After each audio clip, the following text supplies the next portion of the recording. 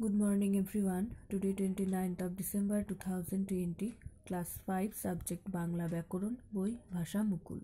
আজকে আমরা করব প্রায় সমুচ্চারিত ভিন্নার্থক শব্দ তোমাদের বাংলা ব্যাকরণ বই থেকে। তো এর আগেও তোমরা পড়েছো সমুচ্চারিত ভিন্নার্থক শব্দ কি, এবার এসে3তেও পড়বে।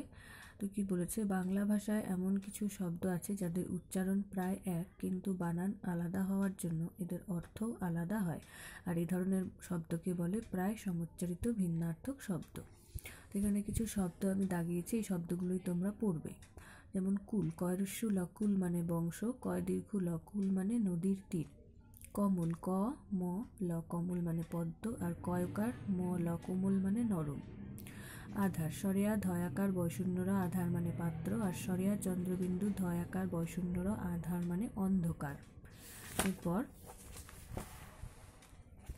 গিরিশ, গয়রস্যি বয়শূন্যরয় রস্যি তালব্যসা গিরিশ মানে মহাদেব, আর গয়রস্যি বয়শূন্যরয় দীর্ঘি তালব্যসা গিরিশ মানে হিমালয়।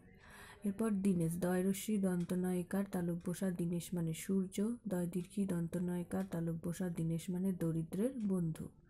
পদ্ম, প দয় জফলা পদ্ম মানে কবিতা, প দয় ম পদ্ম মানে কমল। এরপরে দ্বীপ, দয় বয়রস্যি প দ্বীপ মানে হাতি, দয় দীর্ঘি প দ্বীপ মানে প্রদীপ। দেশ, দয়কার তালব্যসা দেশ মানে রাষ্ট্র, দয় বয়কার মূর্ধন্যস্ব দেশ মানে হিংসা।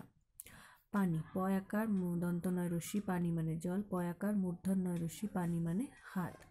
এরপর চির, চয়রস্যি বয়শূন্যরা চির মানে চিরকাল, চয় দীর্ঘি বয়শূন্যরা চির মানে ছিন্ন বস্ত্র। বান, বয়াকার মূর্ধন্য বান মানে তীর, বয়াকার দন্তন বান মানে বন্যা।